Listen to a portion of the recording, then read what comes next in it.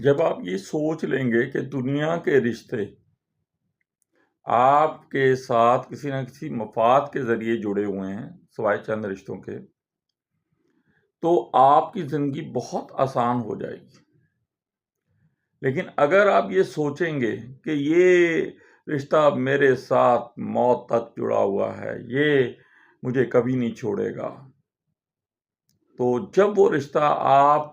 کے ساتھ بے وفائی کرے گا، آپ کی جگہ کسی اور کو دے گا اپنی زندگی میں، تو آپ ذہنی الجھنوں اور انتشار کا شکار ہو جائیں گے۔ اس کا آسان طریقہ یہ ہے کہ آپ نے اپنے دماغ کے اندر ایک چیز فٹ کر لینی ہے، اور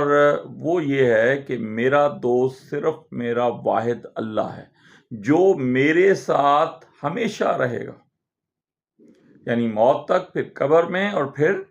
روز حشر میں، اور پھر جنت دوزخ جو بھی ہے ہمارے مقدر میں ٹھہرے گی۔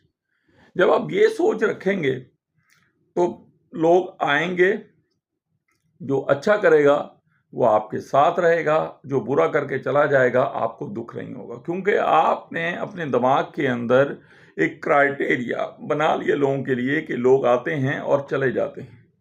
انہی لوگوں میں بہت سے لوگ ایسے بھی ہوں گے جو کچھ نعمتیں جو اللہ آپ کو دے گا اس کی وجہ سے آپ کے قریب ہوں گے اور پھر چلے جائیں گے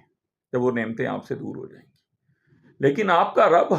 آپ کے ساتھ ہمیشہ رہے گا، اور آپ کی ہر کامیابی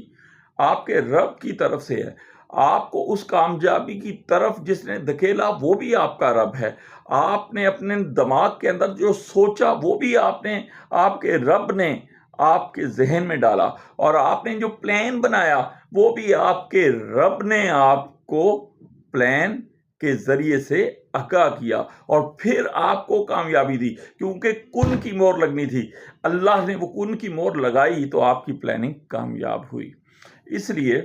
آپ اپنی ذہنی الجھنوں سے نکلیں اور کسی کے آنے یا جانے سے اپنے آپ کو ذہنی انتشار کا شکار نہ کریں۔